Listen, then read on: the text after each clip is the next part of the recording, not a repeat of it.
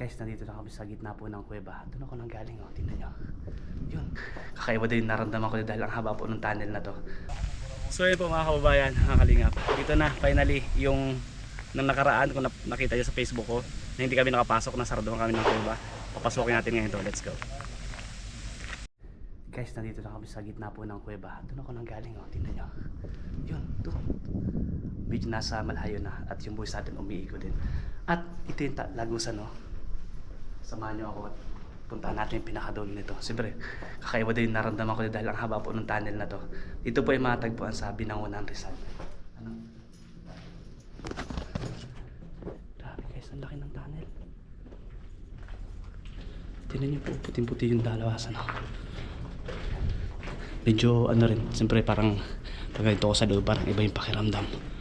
Ang haba kasi nitong tunnel na to.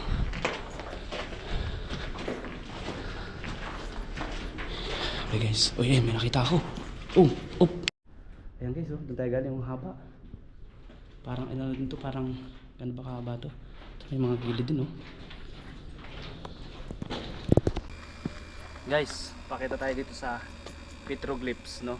Na dito sa Binangonan, Rizal. At o nga pala, no, pakita ko na sa inyo maya maya yung history nito, kung bakit nagkaroon ng petroglyphs dito po sa lugar ng Binangonan, Rizal. So, let's go.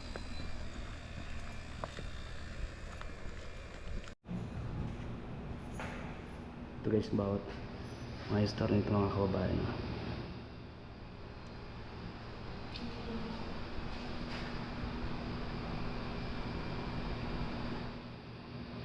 Alright, so diretso na tayo after dito dun sa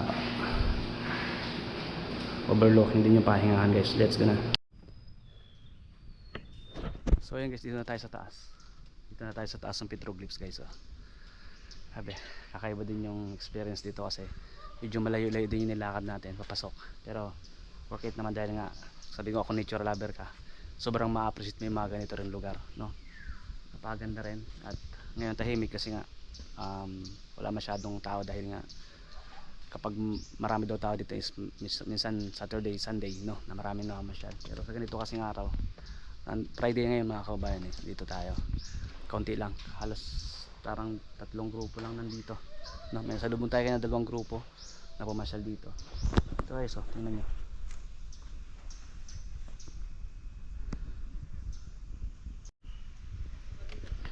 So ayun guys, thank you so much po sa lahat po ng ating adventure dito sa Binangonan, Rizal, no? Itong pinuntahan natin dito na nakaka-miss din yung lugar ng mga kabayan. So thank you so much sa lahat po nanonood sa ating upload na ito dito sa ating YouTube channel. Thank you so much guys. At kung mayroon pa po kayong mga gusto kong puntahan, pwede po kayong mag-comment dyan sa baba para explore po natin yung inyong lugar, no? Kung saan nyo gusto. At kung mayroon kayong gustong ipakita ko dito sa aking YouTube channel, comment down below guys. Let's go.